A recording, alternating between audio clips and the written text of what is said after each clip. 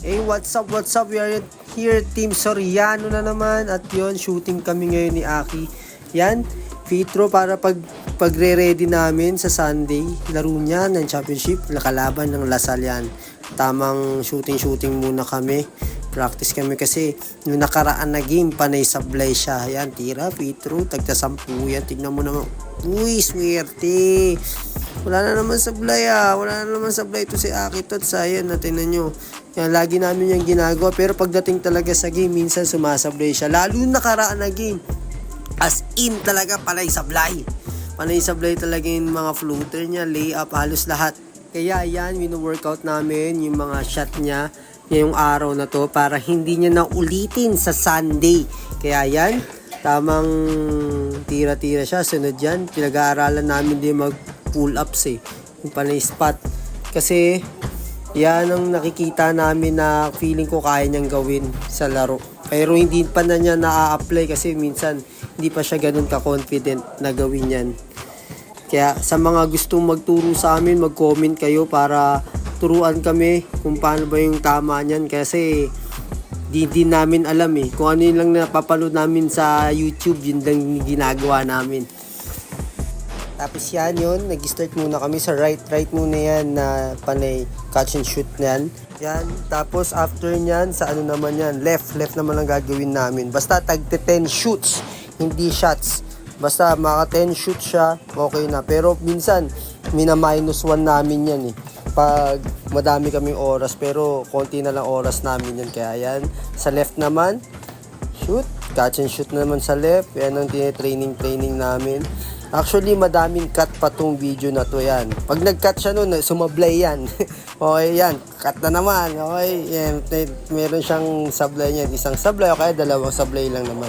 Hindi naman siya nagkakaroon ng 3 sablay. Yan, pang. Kaya good din naman. Pero nung umpisa, sobrang yun, talagang panay sablay talaga si Aki. Actually ngayon, nagiging na more confidence na rin siya sa pag-shoot niya. Kasi halos lahat pumapasok na. Minsan, yun nga, like yung sinabi ko, lalo na pag -1 yung ano namin. Pag sablay, -1. Tapos dapat maka-create siya ng 10 shoots sa lahat. Sa free throw, sa left and right. Ito yan, next yan, ano naman, yung running shoot naman. Actually, hindi ko rin namin to alam. Pinapanood lang namin na yung sa paa, yung 1-2. Yung 1-2 step down na tas jump kagad. Pero hindi pa namin ganun alam yan. Yan. Kaya try lang namin sa YouTube. Yan. 10 rin yan. Actually, ito yan. Tingnan mo, iniwanan ako ni Aki. Hindi ako ready. Hinabol ko na talaga siya yan. Sabi ko, isa pa. Susupalpalin kita. Diyan mo Ito, next, isa pa. Susupalpalin na talaga kita. Tingnan nyo, hindi pa ako ready. Uy! Yun tumama na, nasupalpal ko na kaso pumasok pa rin. Sabi niya sa akin, pang ano daw yun pang highlights siya daw sa Facebook niya, hindi naman pinost. Yan, tingnan nyo naman, tuwan-tuwa yan. Tuwan-tuwa si Aki. Sumuta naman, Next niya, maganda yung sa bandang uli. Talagang babantayan ko na siya. Yan, Next yan, sitira na naman siya. Okay, good. Minsan nakakalimutan niya mag-guard Yung guard ng pag nag-dribble siya yan Yung pala sobrang importante yung pag-guard ng bola. Tapos yan, last na to. Sabi ko last na, babantayan na, papagpagan na kami yan Gawa ka ng sapatos, kala mo talaga player Sabi, babantayan na kita Kaso on tayo Kita nyo naman, may paghawak sa kamay. Hinawakan yung kamay ko. Kita nyo naman, sobrang daya Kita nyo, tignan nyo na lang, review nyo ulit. Hinawakan ko sa kamay Ang daya Sunod, sa left naman yan. Yan, hindi pa masyadong gamay ni Aki yung left talagang. Hindi ko pa siya ganun binabantayan yan Lalo hindi niya pa na-consistent yung pag-guard yung pag-angat ng kamay niya, pag-guard niya sa right parang nakalaylay pa rin yung kamay niya. Pag nagdi-dribble siya sa left, hindi pa ganun ka-powerful siya mag-dribble sa left Nakakalimutan niya lagi mag-guard. Kaya minsan pag nilapitan siya sa left, yan, naagaw sa kanya yung bola. Wino-workout din namin yan. Kaya sabi ko sa kanya, pag kainin niya na lang yung space. Pagka lagpas niya, paglagpas niya, kakainin niya na lang yung space, tapos tira niya na lang.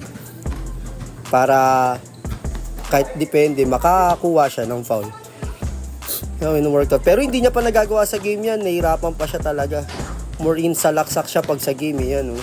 Pero yung mga ganyan, hindi niya pa nagagawa. Nahirapan pa siya. Saka yung confidence niya, hindi pa rin ganun.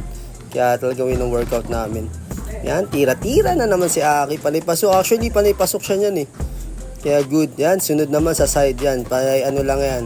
Catch and shoot lang yan. Yan, 1, 10 ulit yan. Yan, kalakasan strength ni Aki yan eh. Kaya alam ko hindi ganun sasablay yan. Yan, tira-tira si Aki boy. Talaga naman.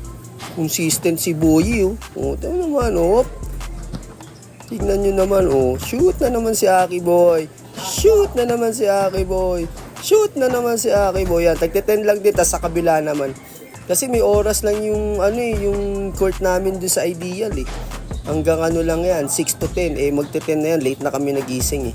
Kaya yan, workout namin yung shooting, niya. After nyan, magte-3 points kami. Pero, hindi na namin nagawa dahil magte-10 na. Kaya sabi ko, tapusin na natin to.